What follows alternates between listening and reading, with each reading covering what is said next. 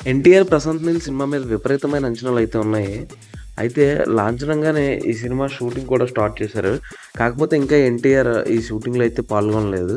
Already 'war 2' షూటింగ్‌లో బిజీగా ఉన్న ఎన్టీఆర్ ఈ మంత్‌తో ఈ షూటింగ్ మొత్తం కంప్లీట్ చేసుకున్న తర్వాత సోషల్ మీడియాలో అయితే 'ఎన్టీఆర్ నీల్ కథ ఇదేనంటూ చక్కర్లు కొడుతూ ఉన్నాయి కొన్ని పోస్టులైతే.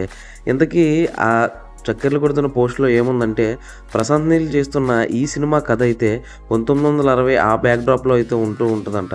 ఇది అలాగే ఒక డ్రగ్ మాఫియాకి సంబంధించిన సినిమా అని చెప్పేసి, అలాగే ఒక సముద్ర తీర ప్రాంతాల్లో ఈ స్మగ్లింగ్ అయితే జరుగుతూ ఉంటది.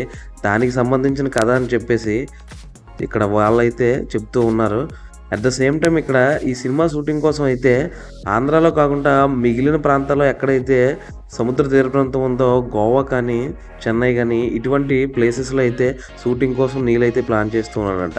ఎందుకంటే మన వైజాగ్ ఇటువంటి ప్రాంతాల్లో చేస్తూ ఉంటే అభిమానుల తాకిడి ఎక్కువగా ఉంటది. దానివల్ల షూటింగ్ చేసుకోవడానికి చాలా ఇబ్బంది పడాల్సొస్తుందని నీల్ చెప్పడంతో సినిమా యూనిట్ మొత్తం ఇప్పుడు ఆ లొకేషన్స్‌కే ఫిక్స్ అయ్యి షూటింగ్ అయితే గోవా లేదా చెన్నై ఇటువంటి ప్రాంతాల్లోనే ఇతర రాష్ట్రాల్లోనే చేయబోతున్నారని తెలుస్తుంది. 'వార్ 2' సినిమా షూటింగు ఈ నెలలో పూర్తయిపోతే వెంటనే ఎన్టీఆర్ అయితే నీల్ షూటింగ్‌లో అయితే పాల్గొంటున్నాడు.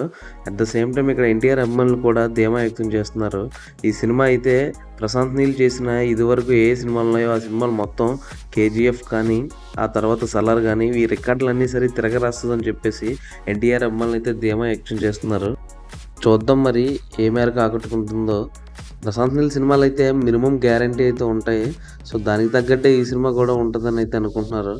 అక్కడ మిగిలిన అభిమానులతో పాటు ఎన్టీఆర్ అభిమానులు కూడా ఈ సినిమా కోసం ఈగర్‌గా వెయిట్ చేస్తున్నారు. షూటింగు అనుకున్న టైంకి అనుకున్నట్టు అయితే గనక వచ్చే ఏడాది ఈ సినిమానైతే తెర మీదకు తీసుకురావడానికి ప్రయత్నాలైతే చేస్తూ ఉన్నారు.